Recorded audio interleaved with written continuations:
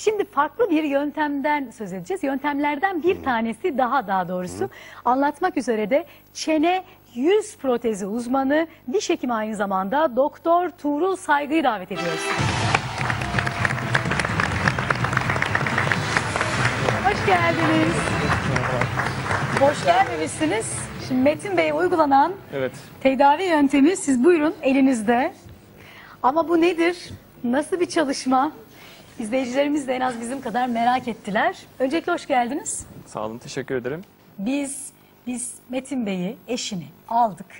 Gece baktık ki bütün çekimlerini yaptık. Gerçekten ciddi bir durum var. Hanımefendinin söylediği gibi beyefendi de kabul etti artık. Sonrasında Metin Bey'le beraber bir yolculuğa daha çıktık. Ve çok önemli bir bölüme geldik. Yöntemlerden bir tanesi. Ameliyat deyince hanımefendi biraz tedirgin oldu ama oraya gelmeden önce belki birkaç yöntem var. Bu onlardan bir tanesi. İzleyelim, sonra stüdyomuzda buluşalım.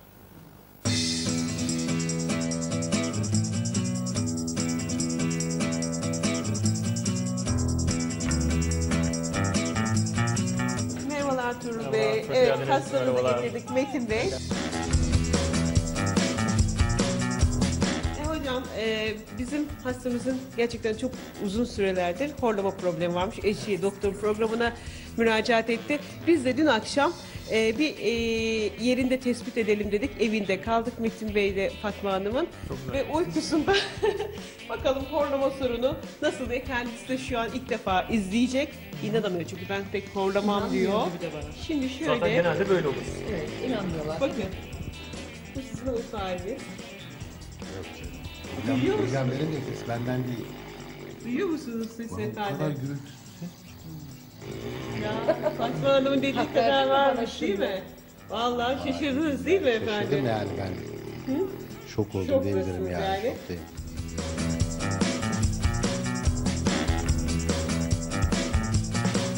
Bakın normalde aslında sağlıklı bir bireyde baktığımızda biz yumuşak damar, küçük dil, hatta arka soluk yolunu görmemiz lazım. Fakat gördüğünüz üzere dil aynen bir tıpa gibi hava yolunu kapatmış.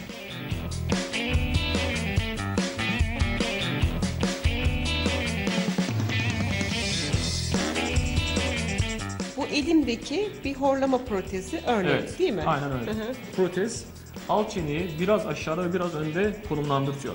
Çünkü bunun nedeni, bu hastalığın nedeni yutak bölgesindeki kasların gevşeyerek arkaya doğru yılması.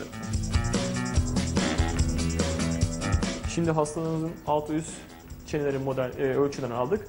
Şimdi laboratuvar safhasına geçiyoruz. Öncelikle alçı model elde edilecek.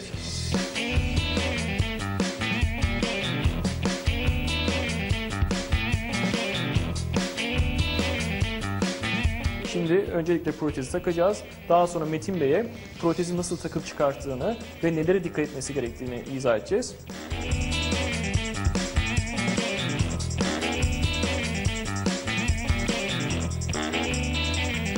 Metin Bey buyurunuz. Horlama protezi hazır. Artık bu geceden itibaren rahat bir şekilde, horultusuz bir şekilde uyuyacaksınızdır. Hocam elinize ayağınıza sağlık. Çok teşekkür ediyorum. Stüdyomuzda bakalım Fatma Hanım'dan bütün gerçekleri öğreneceğiz. İnşallah artık 30 yılın sonunda horlaması kesilecek. İnşallah. Şimdi normal çene ilişkilerinde üst çene alt çenenin önündedir. Şu şekilde kapanır.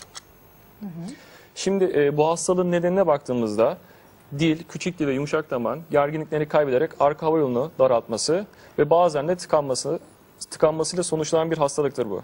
Şimdi protez alt ve üst dişlere oturarak, ki sadece dişler üzerine oturuyor, alt çeneyi aşağıya ve önde konumlandırtarak buna bağlı olarak da dili de öne doğru konumlandırtıyor ve yumuşak damağı çalıştıran kasları da gerdirerek arka hava yolunu açıyor. Ve böylelikle horlama ve uyku apnesini engelliyor. Protez tek parça halinde hazırlanıyor. Ve Tekrar bir gösterelim mi? Şurada arada bir Ayrılmıyor bölüm var yani ki ayrılmıyor. Yok, hayır. Evet. Tek parça halinde ve uygun açıda çeneyi kilitliyor. Uygun açıda çeneyi Evet, tabii kilitliyor. yani herkesin çene yapısı, diş yapısı farklı olduğu için yani herkesle baktığımızda protez aynı şekilde olmayacaktır. Zaten bu protezin en büyük özelliği kişiye göre yapılıyor. Evet. Sessiz uyuduk, depremsiz depremsiz ve horultusuz bir uyku yaptık bu gece. Nefesinde durmalar var mıydı? Yok. Siz bir fark hissettiniz mi peki sabah kalktığınızda? Ya bir kere o ensemde olan terlemeler yoktu. Ve böyle çok bir derin uykudan uyanmışım gibi geldi.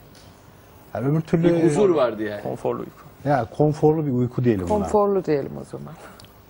Şimdiye kadar uyku uyumamışım o zaman ben. Gündüz dinleniyormuşum, gece yoruluyormuşum gibi geldi. Peki şimdi gündüz uykunuz geliyor mu eskisi gibi?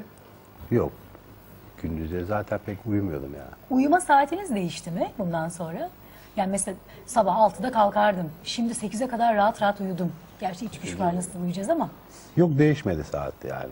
Yine aynı saatlerde yatıp aynı saatte kalkıyorum. Ama aynı saat olmasına Buna rağmen. rağmen daha dinç kalkıyorum, öyle diyeyim. Peki bir şey soracağım ya. Bununla bir uyumak zor değil mi?